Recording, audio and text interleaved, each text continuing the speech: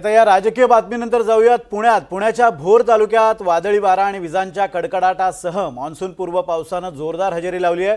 भोर तालुक्यातील अनेक ठिकाणी मान्सून पूर्व पावसाच्या सरी कोसळल्यात। अचानक आलेल्या या पावसाने मात्र नागरिकांची चांगलीच तारांबळ उडाली आहे। पावसाच्या हजेरीने उकाड्याने हैराण झालेल्या नागरिकांना काहीसा दिलासा मिळाला आहे, तर पाऊस सुरू झाल्याने शेतकरी वर्गामध्ये समाधानाचं वातावरण पसरलं।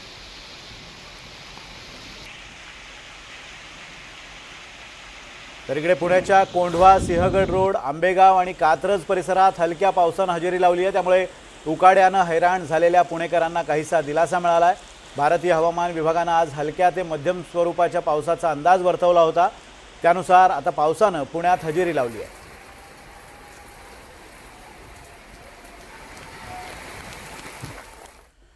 तर पुणे शहरातील अनेक भागांमध्ये मेघगर्जनेसह जोरदार पाऊस पडलेला आहे। कोंढवा, हडपसर, लष्कर, येरवडा तसंच विमाननगर आणि शिवाजीनगर परिसरात जोरदार पाऊस झाला आहे।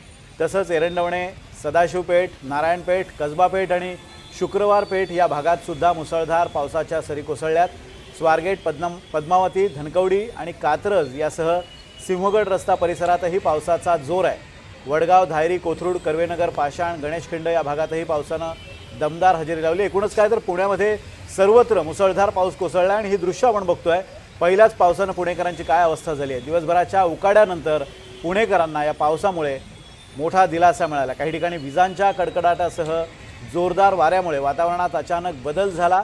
काही ठिकाणी झाडांच्या फांद्या तुटल्याच्या घटना घडल्यात आणि शहरातील प्रमुख रस्त्यांवर वाहतूक त्यामुळे संथ झालेली आहे।